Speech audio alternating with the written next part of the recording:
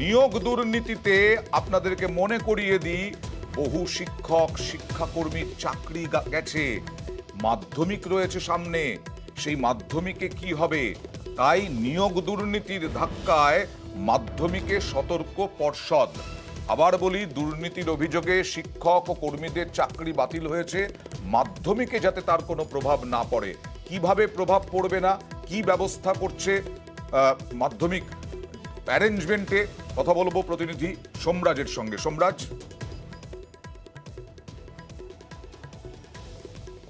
দেখো, মধ্যশিক্ষা পর্ষদের তরফে রাজ্য জুড়ে ২৫০০-এরও বেশি পরীক্ষা কেন্দ্র যে তৈরি করা হচ্ছে এবারের মাধ্যমিকের জন্য, যে পরীক্ষা আগামী ২রা ফেব্রুয়ারি থেকে শুরু হচ্ছে, ১২ই ফেব্রুয়ারি পর্যন্ত চলবে, সেই পরীক্ষায় যাতে এই পর্যাপ্ত পরিমাণে শিক্ষক শিক্ষিকা এবং অশিক্ষক কর্মী থাকে তা নিশ্চিত করতে চায় মধ্যশিক্ষা পর্ষদ। সাম্প্রতিক সময়ে নিয়োগ দুর্নীতি কাণ্ডে একাধিক কর্মরত শিক্ষক শিক্ষিকা চাকরি গেছে, অশিক্ষক কর্মীদের চাকরি গেছে।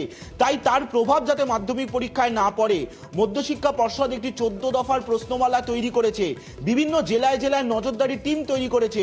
সেই টিম এই ১৪ দফা প্রশ্নমালা নিয়ে বিভিন্ন পরীক্ষা কেন্দ্রগুলিতে যাবেন। সেই ১৪ দফা প্রশ্নমালার মধ্যেই রয়েছে সেই পরীক্ষা কেন্দ্রে পর্যাপ্ত শিক্ষক শিক্ষিকা রয়েছে নাকি। কেন পর্ষদ জানতে চাইছে? একদিকে যেমন নিয়োগ দুর্নীতি কাণ্ডে একাধিক শিক্ষকদের চাকরি বাতিল হয়েছে, অন্যদিকে সাম্প্রতিক সময় বদলির কারণে গ্রামাঞ্চলের একাধিক স্কুল ফাঁকা হয়ে গেছে। অনেকেই সেই অভিযোগ জানিয়ে আসছেন।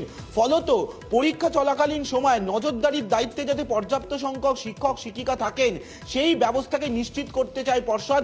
আর সেই কারণেই পরীক্ষা কেন্দ্রগুলির থেকে এই তথ্য চায়, এবং শুধু তাই নয়, তার জন্য এই নজরদারি কমিটি প্রত্যেকটি পরীক্ষা কেন্দ্রে যাবেন, সশরীরে পরিদর্শন করবেন, ৭ দিনের মধ্যেই তারা পর্ষদকে রিপোর্ট দেবেন।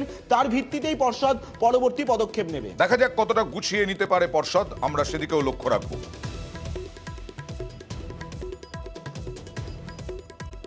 আর গত